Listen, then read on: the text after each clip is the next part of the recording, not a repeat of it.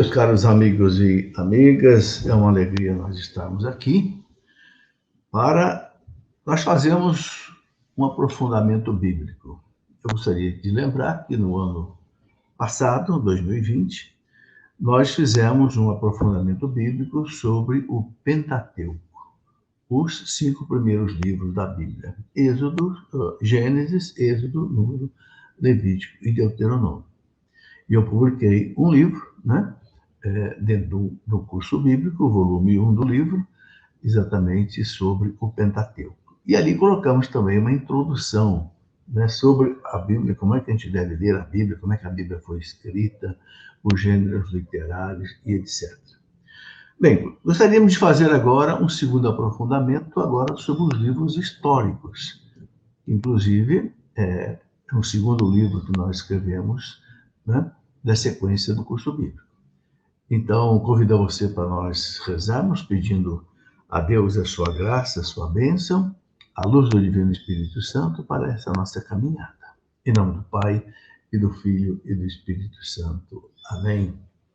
Vinde, Espírito Santo, vinde encher os corações dos vossos fiéis, acendei neles o fogo do vosso amor. Enviai, Senhor, o teu Santo Espírito, tudo será criado e renovareis a face da terra.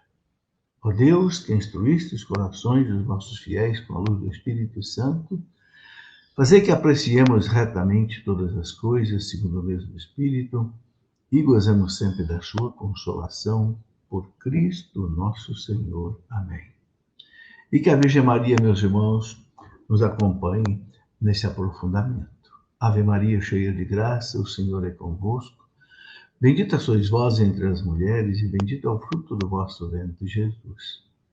Santa Maria, Mãe de Deus, rogai por nós, pecadores, agora e na hora de nossa morte. Amém. Glória ao Pai, ao Filho e ao Espírito Santo, como era no princípio, agora e sempre. Amém. Em nome do Pai, do Filho e do Espírito Santo. Amém. Muito bem, eu gostaria de começar esse nosso segundo aprofundamento bíblico sobre os livros históricos da Bíblia, que são 16 livros, e que contam a história sagrada, a história do povo judeu que Deus preparou para chegar ao Messias. Eu gostaria de colocar primeiro o seguinte, porque é importante o estudo desses livros históricos, porque são 16 livros, que contam a história de Israel. Começa ali desde quando o povo vai entrar na Terra Prometida, Moisés traz o povo até o limiar da Terra Prometida, e esse povo vai entrar na Terra Prometida guiado por Josué. E aí esse povo vai conquistar toda aquela terra, e a mão de Deus agindo, conduzindo aquele povo.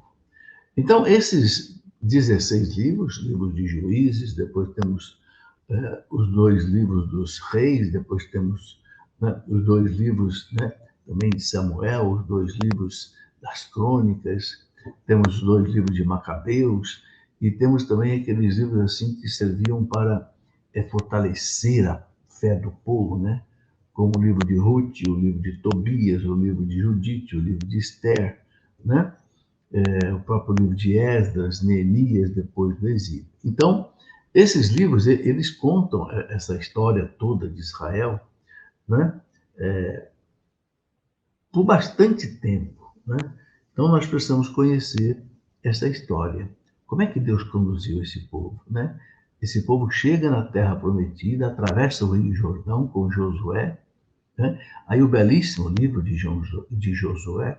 Depois, nós vamos ter aí o livro dos reis, primeiro o livro dos juízes, 200 anos em que o povo não tem um rei, mas ele é guiado por juízes que Deus suscita, para que esse povo possa, então, se estabelecer na Terra Santa. E ali tem muitos conflitos que esse povo vai viver, muitos conflitos. Depois, as 12 tribos se estabelecem na Terra Santa, depois de muita luta, de muito conflito, E aí nós precisamos entender o contexto da época, por que as conquistas todas eram feitas com guerras, com lutas, porque era o contexto da época. Naquele tempo, nós estamos falando aí de 1000 anos antes de Cristo, 1200 anos antes de Cristo, não havia diplomacia, não havia nada disso. O povo que chegava num lugar, expulsava o outro, ficava dono do território, era assim. Era a moral da época. Nós temos que, para entender isso, voltar, né, àqueles tempos ali. Bom, mas nesse interim também, nós vamos ver aí muito pecado do povo, né? E vamos ver no livro dos Juízes, por exemplo, que Deus abandona esse povo muitas vezes, por causa desse povo cair na idolatria, a imitar lá os deuses dos cananeus, os deuses dos jebuseus, filisteus, e adorar aqueles Baals, Aserás e Moloque, etc., né? A grande luta de Deus, que foi exatamente para manter o seu povo fiel a ele né, no monoteísmo, porque todos os povos eram politeístas. Né? Então, a gente vê essa história. Bom, depois nós vamos ter aí, né, o livro dos reis. Depois o povo pede a Deus um rei e nós vamos ter os reis. Né? Então vamos ter toda a história que foi infiel a Deus e que por isso ele foi, né, demitido, vamos dizer assim. Deus o abandonou e ele morre, né, no combate. Sucedido por Davi, porque o rei Davi tinha conquistado, né, aquela vitória maravilhosa contra o rei Golias, né, e foi um escolhido por Deus, da cidade de Belém, né, e substituiu a Saul. E depois, né, Davi foi substituído por Salomão, e Salomão, né, depois, infelizmente, não terminou bem a sua vida, porque Salomão caiu também numa idolatria, porque se uniu a muitas mulheres que eram pagãs, que não eram judias, né? E depois de Salomão, nós vamos ter uma divisão mais grande, né, no povo de Deus, porque as 10 tribos, né, 10 tribos se separaram de duas, né, ficaram as tribos de Judá e de Benjamim no sul, na Judéia, e 10 tribos foram para a Samaria, tá, na região mais norte. Né? Bom, mas depois, lá por volta do ano 721, antes de Cristo, este reino da Samaria, que foi dirigido por reis muito ruins, reis muito infiéis a Deus, Deus então entrega as 10 tribos, né, lá da Samaria na mão dos assírios. O rei Assurbanipal da Assíria vem, domina toda ali essas 10 tribos, leva esse povo exilado para lá. E lá da Síria vem pagãos viver aqui na Samaria. E se misturaram com o resto de judeus que ficaram ali. É por isso que depois os judeus, né, da Judéia não tinham mais amizade com os samaritanos, porque eles eram considerados pagãos, se misturaram lá com aquele povo que veio lá da Síria. Então, tudo isso a gente vai aprendendo aí nesses livros. Né? Bom, há muitas histórias edificantes que a gente vê, né? Por exemplo, na época do rei Davi. O rei Davi fez coisas maravilhosas, mas Davi, a gente sabe, ele cometeu um adultério muito feio, né? Com Bersabeia, né? Que era esposa do seu general Urias. Davi se encanta por ela, né? E acaba, né, tendo um filho com ela, né? E é uma coisa muito triste, né? Davi até mandou que colocasse esse seu general lá na frente de batalha para que ele morresse, e ele morreu.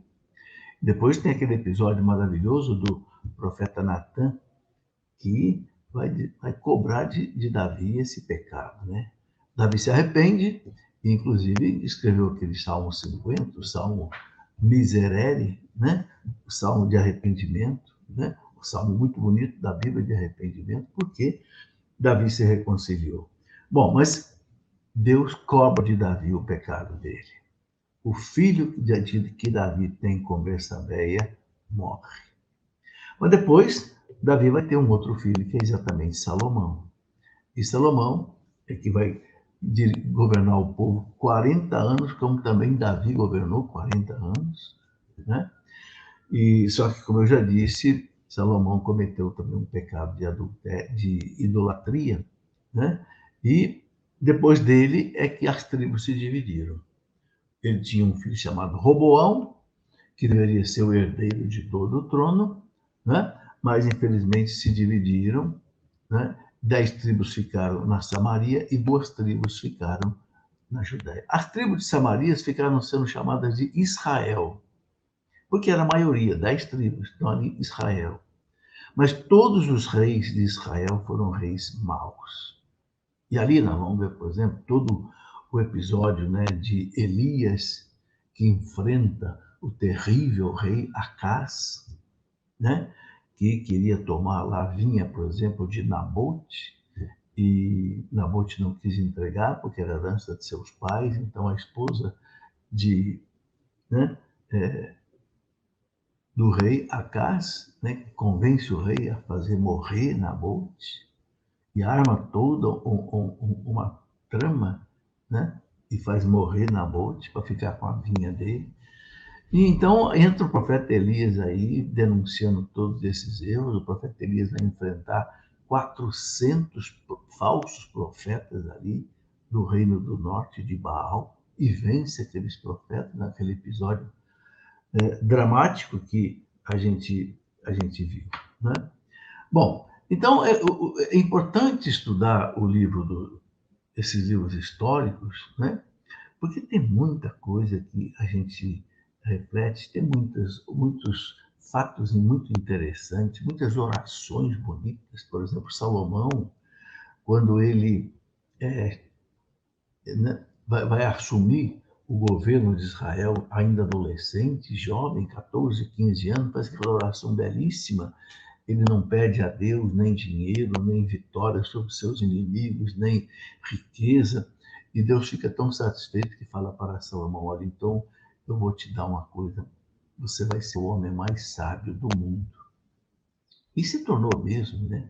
Até a rainha de Sabá veio conhecer Salomão para saber o que ele tinha de maravilhoso, e a rainha ficou encantada quando viu o palácio que ele construiu, depois o templo que ele construiu, né? Então tem coisas muito bonitas, a oração que Salomão faz quando ele faz a dedicação do templo, né? Os episódios todos muito interessantes da vida de Davi, né? Bom, e a história desse povo continua, né? Depois também, além desses livros assim que contam a história mais assim detalhadamente, como os 2 livros dos reis, que vão falar dos reis do norte, vão falar dos reis do sul. Como eu disse, todos os reis do norte foram reis pecadores, infiéis, idólatras, por isso que o reino do norte desapareceu, né?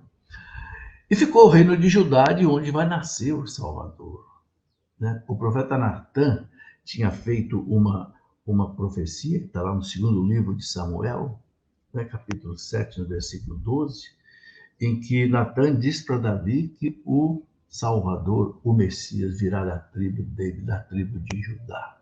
E isso está narrado em muitas passagens do Novo Testamento. Por exemplo, você pode ver lá Atos Apóstolos, capítulo 2, versículo 30, depois também segunda carta de São Paulo aos Coríntios, capítulo 6, no versículo 18, né? E até a carta aos Hebreus também cita, né? Então, aquela promessa de que o Messias, o Salvador, viria da tribo de Judá. E veio mesmo. E que seria de Belém, da onde era Davi, né? Da tribo de Belém. Bom, depois nós temos aí a história de muitos juízes também, a história de muitos reis, né? E aí vamos ter também a ação de muitos profetas. Profetas que atuaram, né? Nós vamos ter um dos nossos aprofundamentos aqui sobre ele, né? Os profetas que atuaram, né, no reino do norte, profetas que atuaram no reino do sul, né? Alguns desses profetas deixaram livros escritos, né? Por exemplo, o profeta Isaías, que atuou no reino de Judá, por volta aí do ano 600. Depois, né, nós temos Ezequiel, que vai para o exílio da Babilônia, por volta do ano 500 e pouco antes de Cristo. Depois temos né, profetas, outros profetas, né, que vão, profetas que são chamados maiores e profetas menores. O grande profeta Jeremias, que denunciou tremendamente os pecados de Judá antes desse povo ser levado para o exílio da Babilônia. Então, estudar o livro dos históricos da Bíblia é fundamental para a gente entender muita coisa que o Novo Testamento fala. Por quê? Porque o Antigo Testamento, ele prepara o Novo Testamento. Então, nós vamos ver muitas passagens que se referem ao Antigo Testamento, se referem a essas histórias. Depois temos aqueles livros edificantes, que estão dentro também dos livros históricos, por exemplo, como o livro de Tobias, maravilhoso, o livro de Ruth, maravilhoso, daquela mulher que, né, não era judia, mas ela entra na história de Israel, e o Cristo vai ser descendente dela, mostrando a universalidade da salvação. Depois temos os livros maravilhosos de Judite, que livra seu povo, né, de um general terrível, Holofernes, de Nabucodonosor, que queria massacrar o povo. Temos o livro belíssimo de Esther, que livra seu povo da morte, também. Né? Mulheres, assim, heróicas, heróicas não no sentido, assim, só de serem patriotas, mas mulheres fervorosas, que agiam em nome de Deus, com o poder de Deus para libertar o povo de Deus, e com ações belíssimas que nós vamos ver aí nesses episódios todos. Né? Bom, então, meus irmãos, estudar os livros históricos da Bíblia é realmente algo muito importante. Traz para nós, né, um conhecimento assim muito profundo de como é que esse povo caminhou, como é que Deus conduziu esse povo, né? Como é que Deus levou esse povo aí até que pudesse chegar o Messias, o Salvador. É uma história interessante porque é a história de pessoas humanas como nós, que erravam, que pecavam, que Deus tinha que castigá-los. Deus levou esse povo para o exílio da Babilônia durante 70 anos. Esse povo amargou ali um tempo sem o templo que eles amavam tanto, sem profetas, sem reis, sem nada.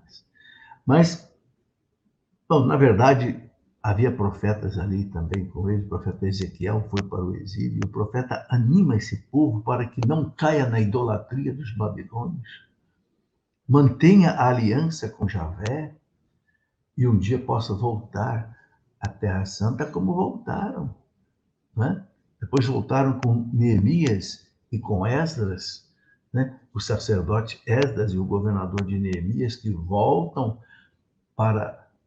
do exílio para Jerusalém, por volta do ano 537 a.C., reconstrói a cidade, reconstrói Jerusalém, e a história da salvação continua. Então, a gente sente aí essa trama, né? Essa luta de Deus que respeita a liberdade do povo, mas que, ao mesmo tempo, conduz esse povo no seu desígnio para que possa, então, chegar até nós o Salvador. Tá, então, a importância de estudar os livros históricos da Bíblia é entender todo esse roteiro, né? E aí a gente vai explicando também, né, detalhes importantes que acontecem nesse livro. Tá bem? Então, esta é a primeira sessão desse nosso aprofundamento. Mas nós vamos continuar. Vamos ter depois outras sessões também.